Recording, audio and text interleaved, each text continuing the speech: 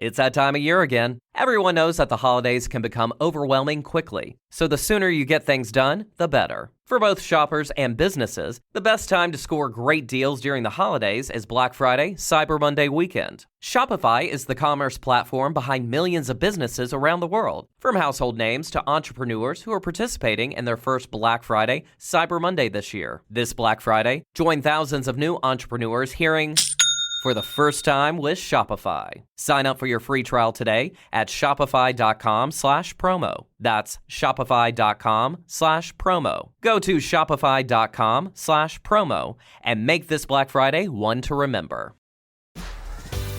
This episode is brought to you by LinkedIn. Psst, healthcare pros, word's out, and it's too good to keep quiet. Look, LinkedIn is revolutionizing job hunting, making it possible to search by specialty, shift preference, and salary. Endless scrolling is out. Whether it's a mental health therapist or dental hygienist, finding the perfect role is faster and easier than ever. Head to linkedin.com/healthcare and start your search today.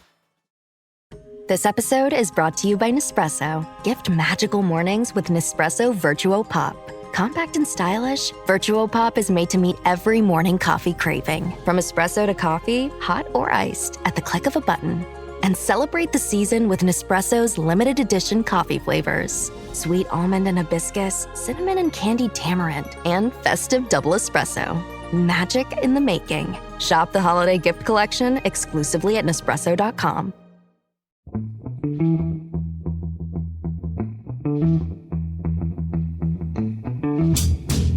Hello and welcome to The Price of Football, the show that looks at the money behind the beautiful game, with me, Kevin Day, and Liverpool University's Kieran Maguire, who's just used the phrase "let's rock," which is the best way to start a recording on a Monday morning. How are you, Kieran? I'm very, very chipper. Had a wonderful time in Sevilla. Yeah.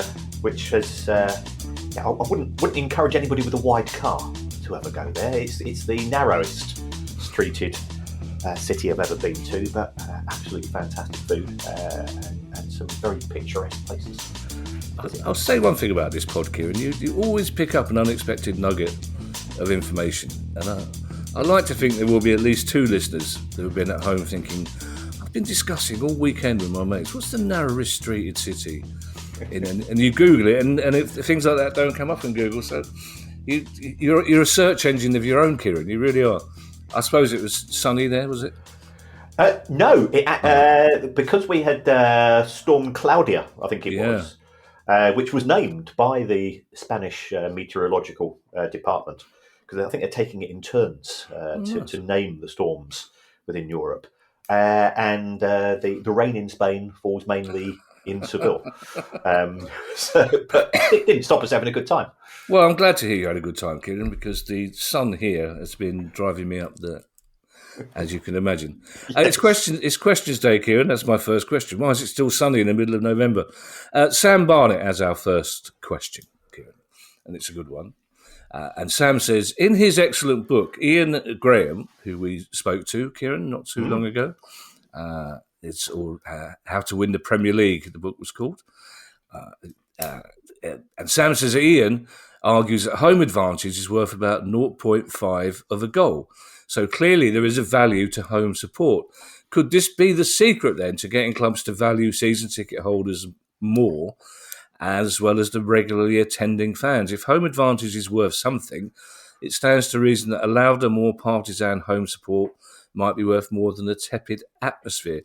If a value was placed on this, could it be used as a reason for prioritising certain fans over others, even if the loud ones are less likely to spend in the club shop? Now, in his own way, Kieran, Sam has asked a question that many, especially amongst us legacy fans, have been talking about, a worry that the nature of the football fan is changing somewhat, and that the noisier fans are less welcome than the wealthier fans.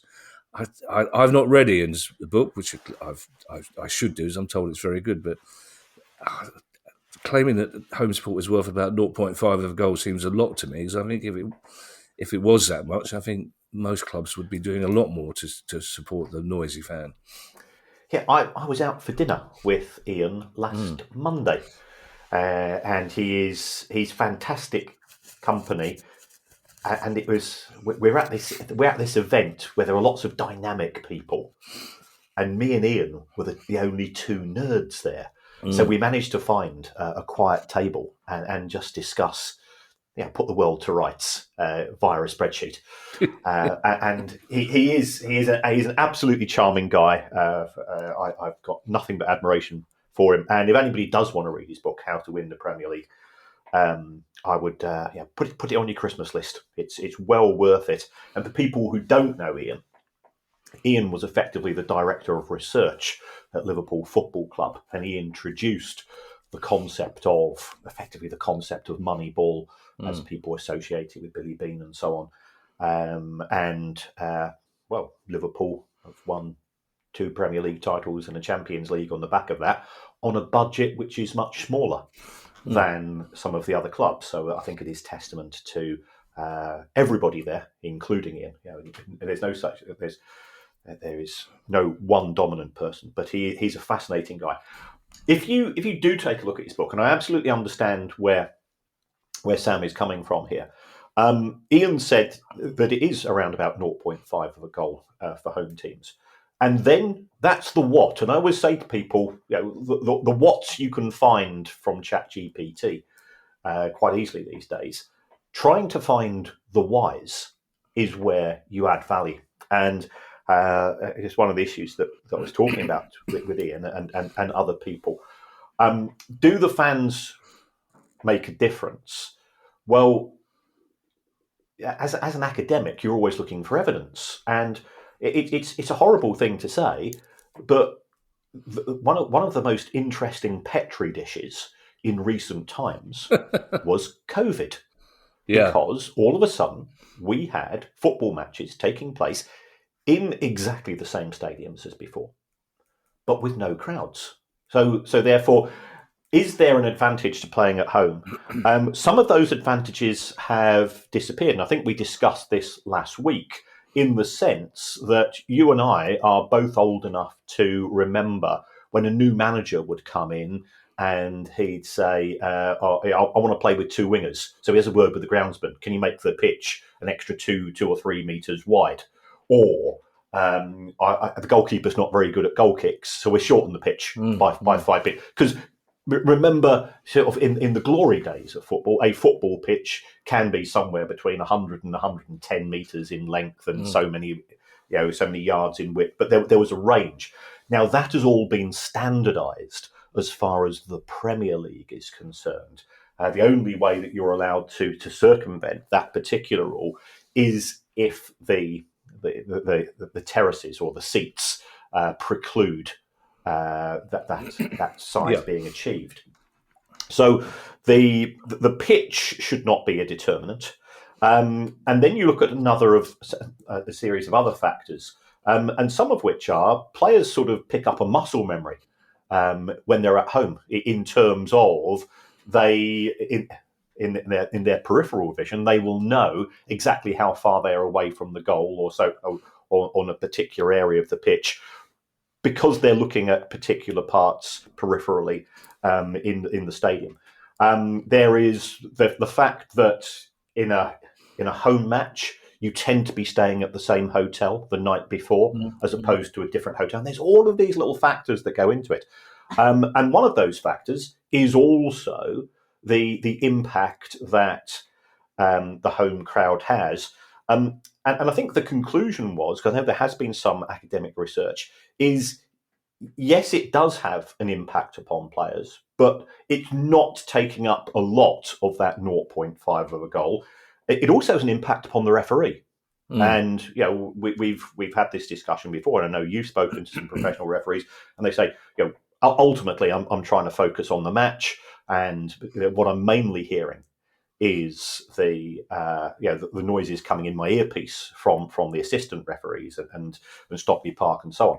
But referees' decisions are slightly impacted. If you take a look at the number of what we would call 50-50 decisions, they tend to go something like 52-48 in favour of the whole home team, and that's not a criticism of referees.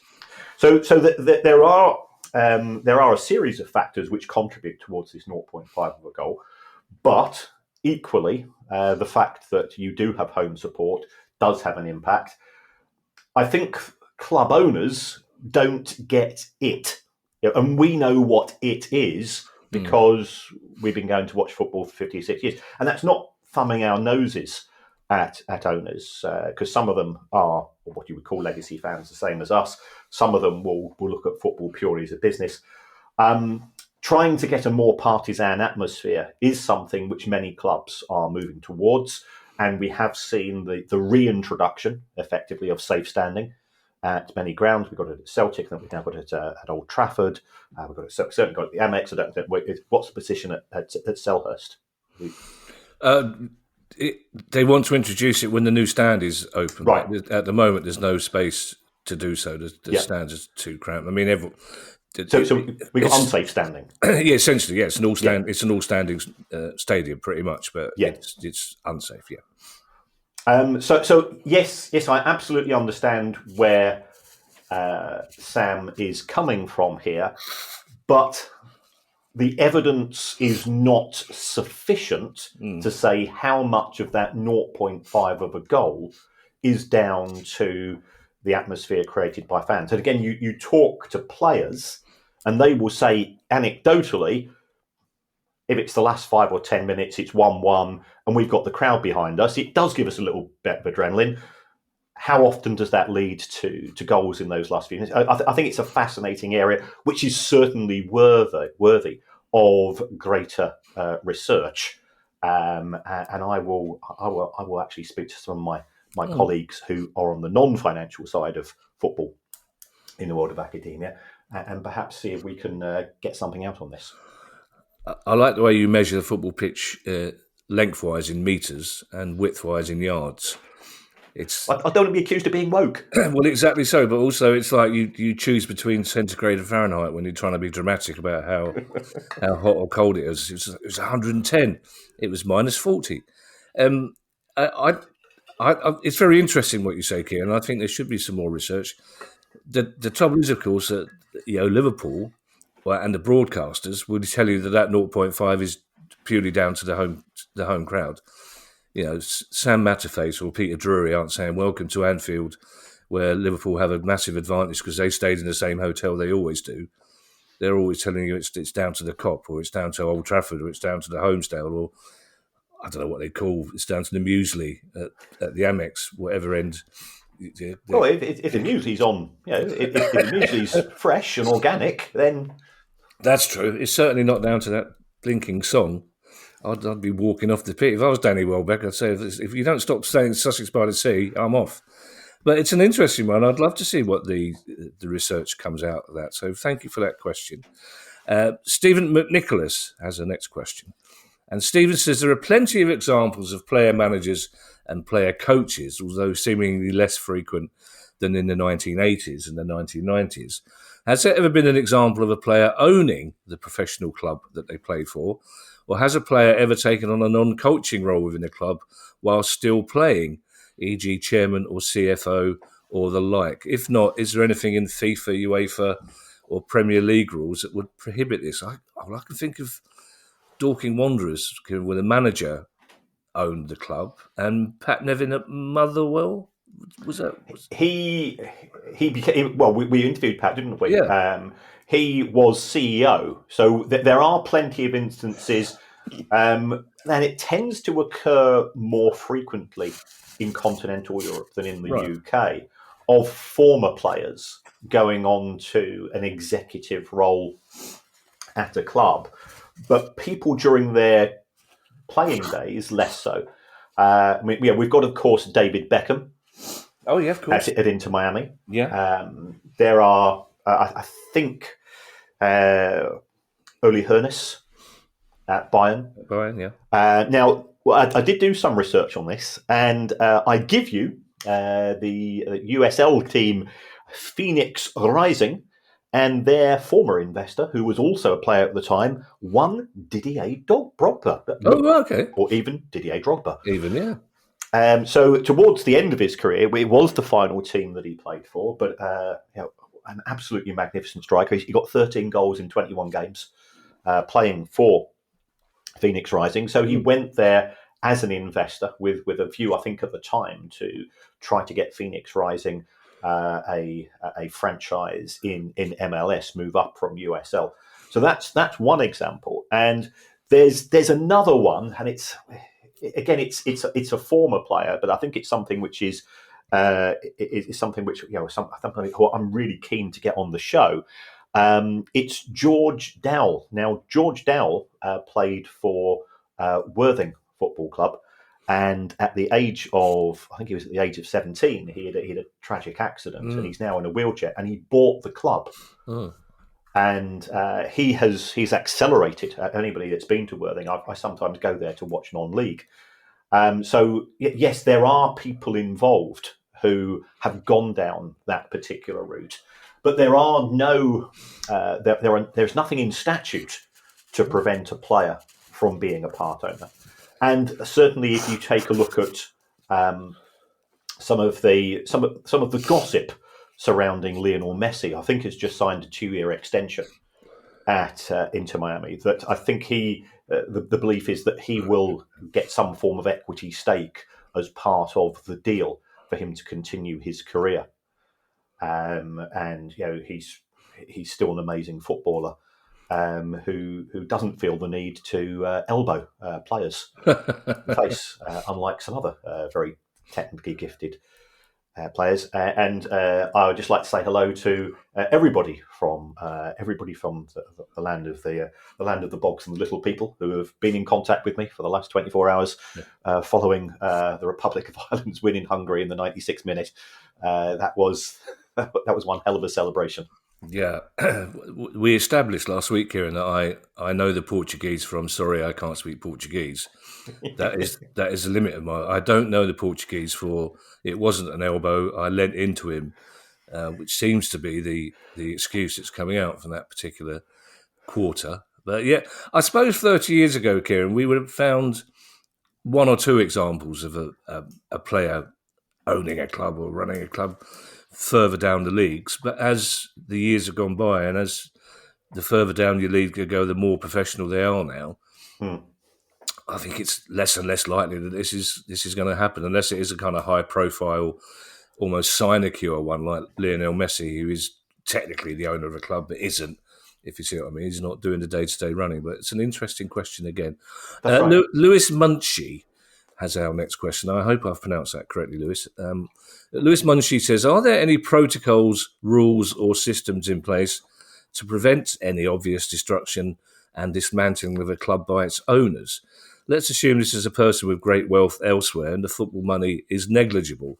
After passing the stringent checks by the seller and the league, and potentially the regulators now as well, says Lewis, the owner immediately starts purposely not putting any money into maintenance, sales of assets for below market value, etc. Can anything be done if this happens? And certainly this used to be an existential fear, Kieran, didn't it, that people who supported a club whose ground maybe was in a nice area or on the coast were worried that somebody would come in and buy the club purely for the purpose of asset stripping. Yes, and we have seen this, especially at the lower levels of football.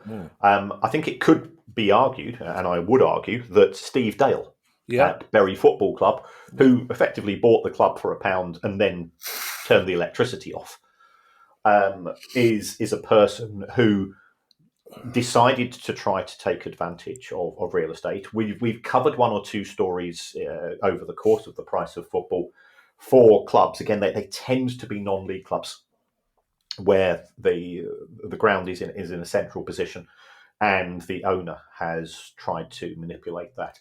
Now, just looking at Lewis's question, it does says, after passing the stringent tests by the seller and the league, potentially the regulators too. Well, what are these tests? These tests are, first of all, do you have the money to buy the club? And can you show proof of funds?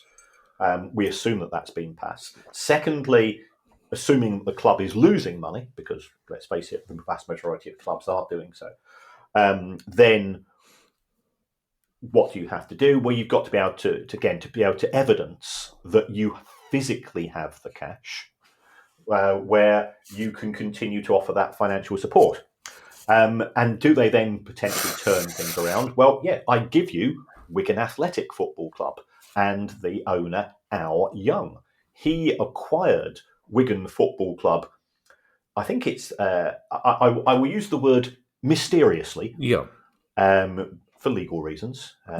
Anybody coming to the gig on Wednesday night, we'll give you the full gossip in the bar after, as to what we believe from our senior sources as to what Mr. Young was up to. But he then effectively put the club into administration after 3 weeks because the club was losing money, and he took it down another route. So yes, there are instances. The regulator and the EFL and the Premier League can say, "Show us your money." You then show them the money, but showing them the money and getting them to spend the money in terms of the maintenance and the upkeep and the operational losses, you can't force somebody to transfer money from one bank account to another. So this is one of the issues where I think some people have suggested that you ought to put down some form of goodwill deposit if you buy a football club. That is a positive. The downside of that is that it might put off some potential owners. And if you've got a club which is already in crisis, would that reduce the pool of potential owners for that club? Yes, it would. So yes, Lewis, it's something which those of us that sort of monitor lots of clubs are genuinely twitchy about, and it is a cause for concern.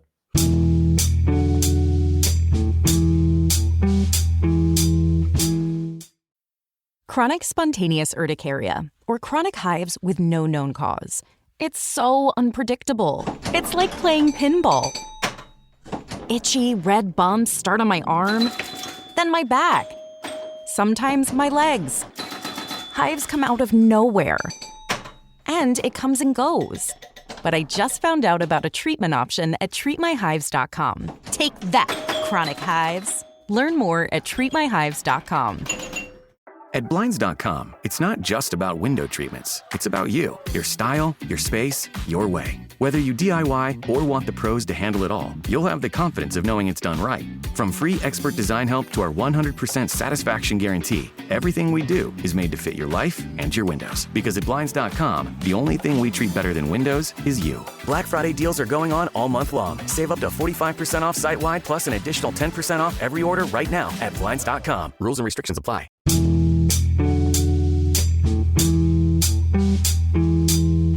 There's a difference, though, Kieran, isn't there? Because Newcastle fans would say, well, Mike Ashley didn't spend that much money on the maintenance of the stadium. It wasn't a priority for him. But there's a world of difference between that and between somebody who deliberately comes in and runs down the football club, when they're comparatively rare, thank God, aren't they? Where somebody cynically takes over a football club with the sole intention of running it into the ground.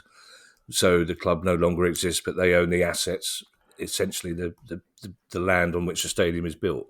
Yes, they tend to buy rugby clubs instead. Very good. Sadly. Yeah. John Arnold has our next question.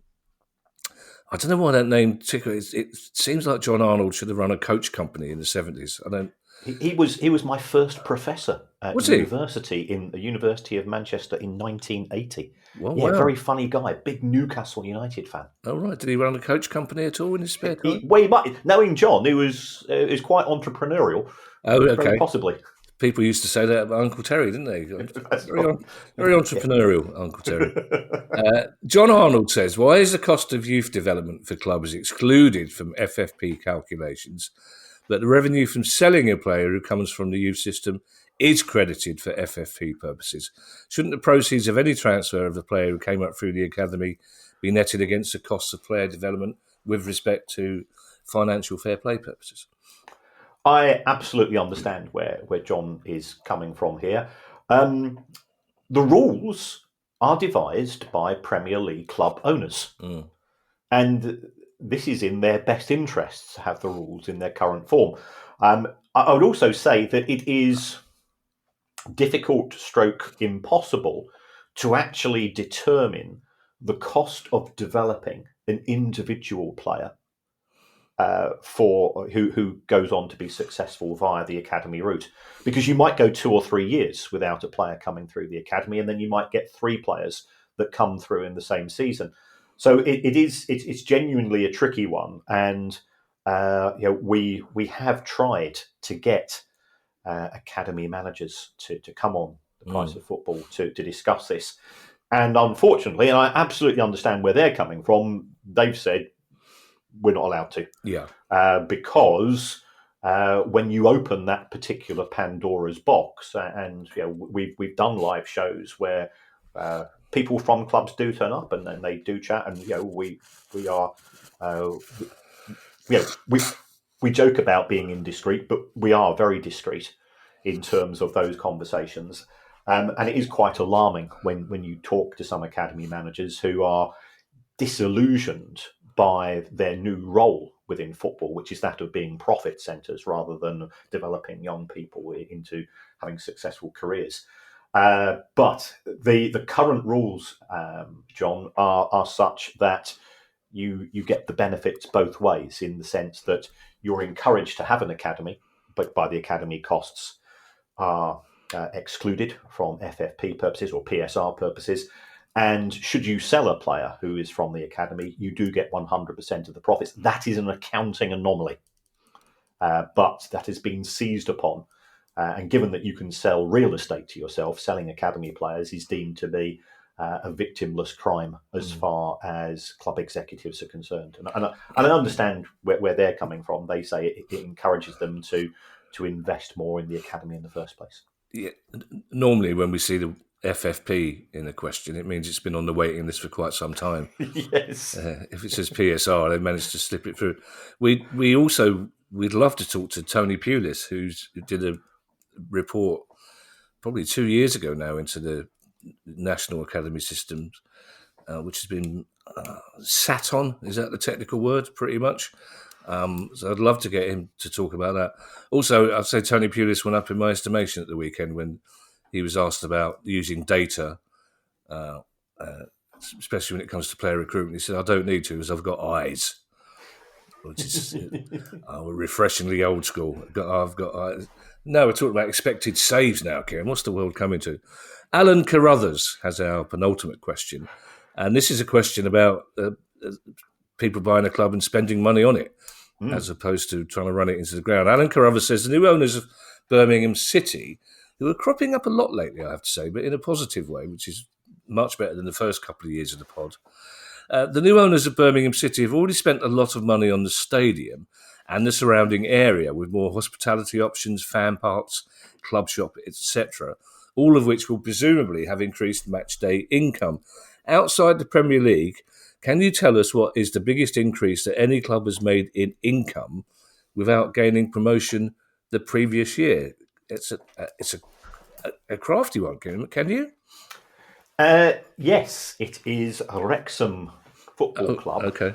Following the acquisition by Rob Reynolds and whatever he calls himself now. He changed his name by deed poll to something weird. No, you're thinking of Prince Andrew, I think, aren't you?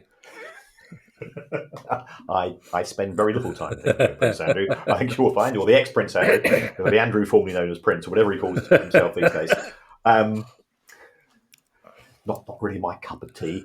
Though I used to live opposite one of my neighbours was a police security protection officer, and they used to.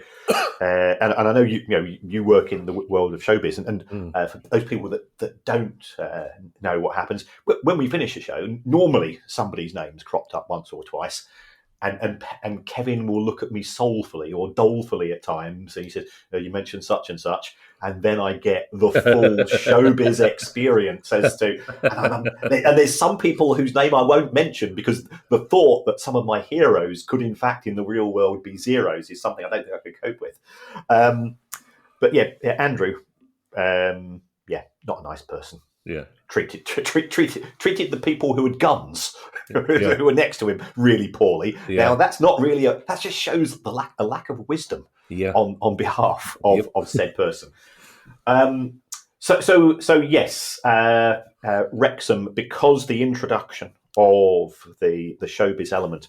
So Wrexham's revenue, and I appreciate that they have had promotion, but they've not had promotion to the Premier League as yet. Their revenue was down at around about £1.5 to £1.75 million, and that had gone up to £27 million by the time they got to League Two. Wow! So that's it's an incredible acceleration, and we've not seen the accounts for last year when they were in League One, but I would expect there to be a further acceleration. So that is on the back of being a very successful brand. The increase in the size of crowd, because you now get international fans coming, and bizarrely, I was when I was walking around Seville, I saw somebody, an international person, in a Wrexham football shirt, and I'm going to the Baroness. Did you see that? She goes, "No, I'm too busy looking at scenery. I'm looking at football shirts." Also, But that has been incredibly successful because the commercial development of Wrexham Football Club, the relationships they've got with the show promoters. Then you've got the likes of United Airlines and TikTok as major league sponsors, or major line sponsors, should I say, has certainly transformed the club's finances. Oh, the Spanish-Welsh translator, that's going to be a lucrative job, isn't it? You sure it's a Wrexham shirt, Kieran? You are colourblind, remember? No, I always look at the sponsor. Not the club badge, the sponsor. You recognise it from that? Yeah, great. Now, Kieran, our last question comes from Ben Gardner.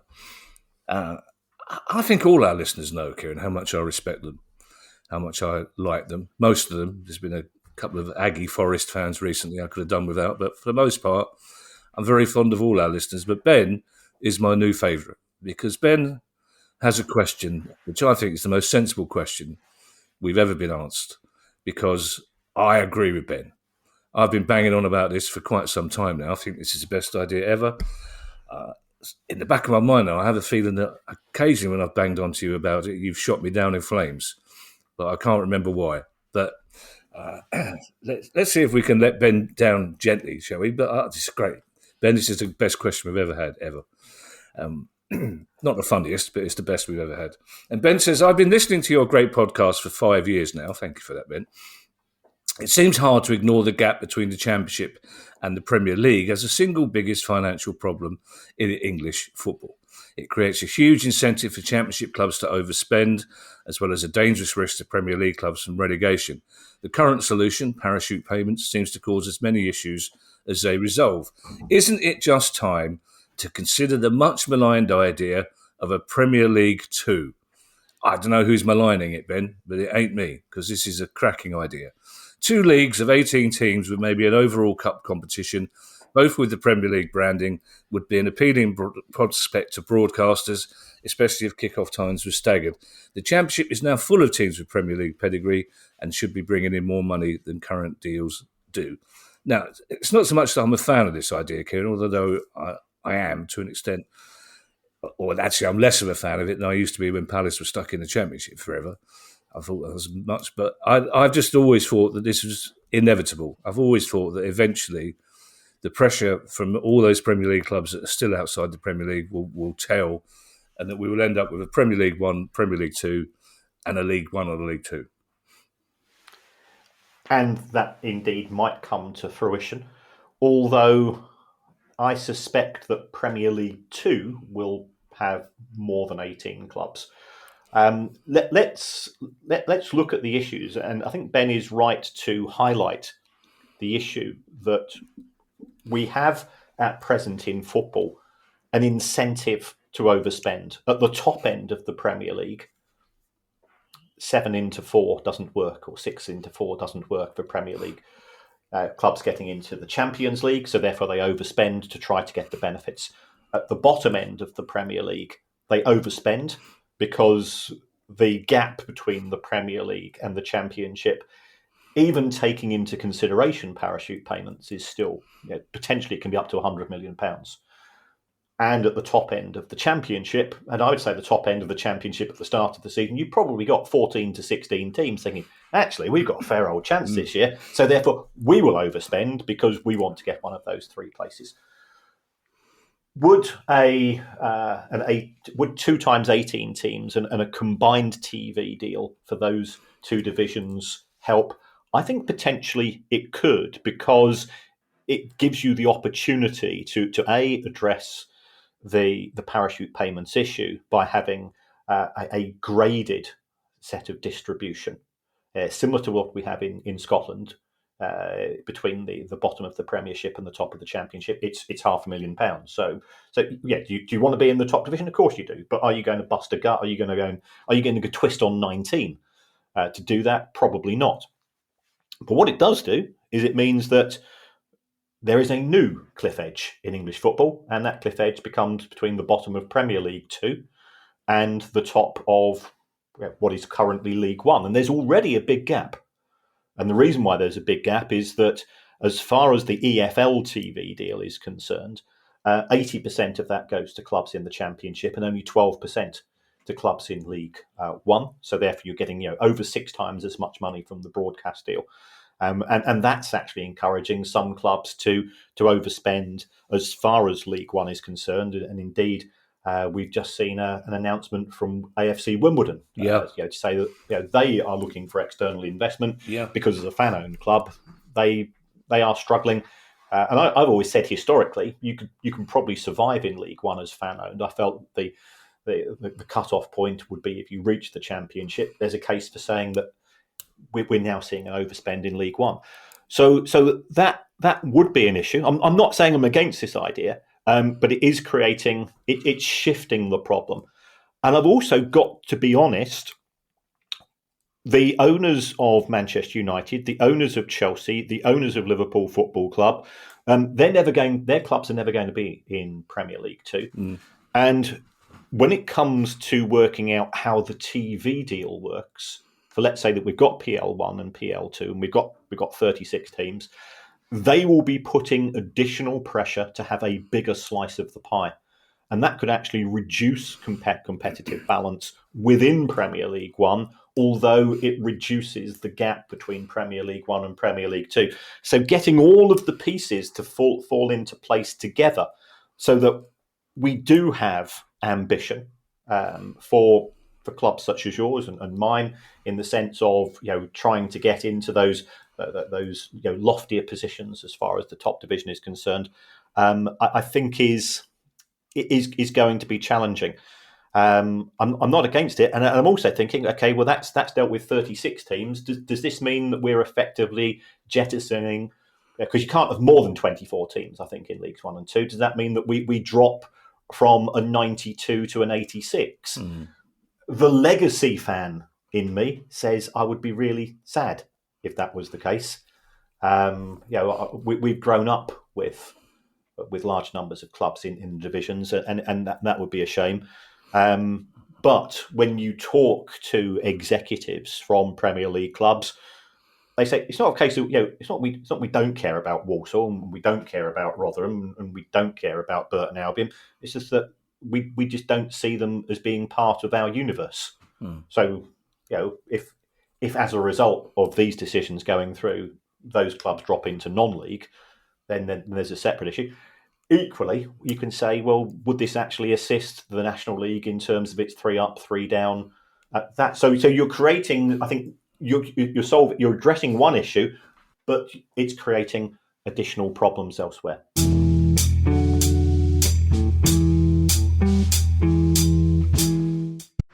Howdy, partner. Next time you get chicken at McDonald's, you won't have to choose between the creamy flavors of ranch and the tangy kick of buffalo any longer. This time, enjoy all the flavors you love all at once. Try new creamy and tangy buffalo ranch sauce at participating McDonald's for a limited time. Hiring isn't just about finding someone willing to take the job. You need the right person with the right background who can move your business forward. If you want candidates who truly match what you're looking for, trust Indeed Sponsored Jobs. With Indeed Sponsored Jobs, your post stands out to quality candidates who actually fit the role. According to Indeed data, 90% are more likely to be hired and trusted by 1.6 million companies. Spend more time interviewing candidates who check all your boxes. Less stress, less time, more results. Now, with Indeed Sponsored Jobs. And listeners of this show will get a $75 sponsored job credit to help your job get the premium status it deserves at Indeed.com/Podcats13. Just go to Indeed.com/Podcats13 right now and support our show by saying you heard about Indeed on this podcast. Indeed.com/Podcats13. Terms and conditions apply. Hiring? Do it the right way with Indeed.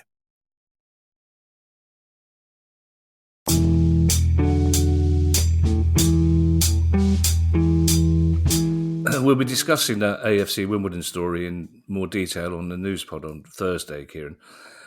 Just mentioning non-league, off the back of that idea of twisting on 19, I think we're both in favour of 3 up, 3 down from the National League, but would that then lead to more clubs in the National League spending money they haven't got, maybe to try and get that third place?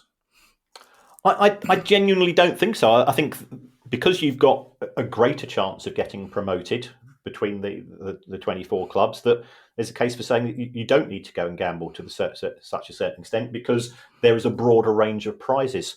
It will be intriguing that if we went to PL1 and PL2, would there then be another television deal for the EFL clubs, and the National League will come under that umbrella as well? And then, of course, okay, how is that money going to be divided?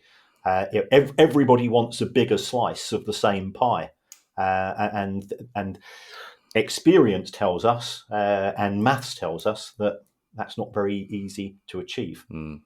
Thank you to everyone who's joined the Price of Football Club. If you'd like to join that club too and get every episode a day earlier than everyone else, ad-free listening and invite to our monthly Q&A sessions, bonus episodes and more, go to our website, priceoffootball.com. If you have a question you'd like answered on the show, email us at questions@priceoffootball.com. Don't forget you can follow us on Twitter and you can find us on YouTube. And go back to priceoffootball.com if you'd like to buy one of our books, Price of Football t-shirt. They're all there on the website. We will be back on Thursday with more on that AFC Wimbledon story and many other stories. Already the news list it's always a bad week. Bad week for football, good week for us. When on Monday the Thursday script is already probably too long. In the meantime, I shall hand you over to Mr. Kieran Maguire for his customary farewell. Well, thank you as always for everybody that's been in contact. If you're bored during the international break and thinking, is there anything I could do for a bit of live entertainment? Why not come to the Amex Stadium on Wednesday night? I've been in contact with our friends at the Samaritans. There is still just about a handful of tickets left available. If you go to Eventbrite, you will be able to get tickets. Myself and Kevin are really looking forward to it. I think Kevin is bringing the FA Cup. He's currently in negotiations with Steve Parish, just to show Brighton fans what it looks like. We've only got inflatable ones to wave about at the Amex. And we are delighted. Glenn Murray and Russ Wood will be guests on us. It's a great show. It's really good fun. And also, we've got some confirmed food. I think Etch are doing some very, very nice food. And so we've got some, as Kevin would expect, we've got some designer food available as well. The doors open at 6 o'clock, although we won't be on stage till about 7:30. If you want to turn up a little bit early, get yourself a drink, get yourself a little bit to eat, that'd be absolutely fantastic. I could bring there's a pub called the Clifton Arms right on the corner of Homestead Road, which has a rather fetching replica of the FA Cup in the window for some reason. It's amazing how many Palace fans seem to think it's the real FA Cup. As though somehow Steve Parish would go, yes, only down the road. Yeah, you bung it in the window, it'll be fine. Bye, everybody. Bye. The Price of Football.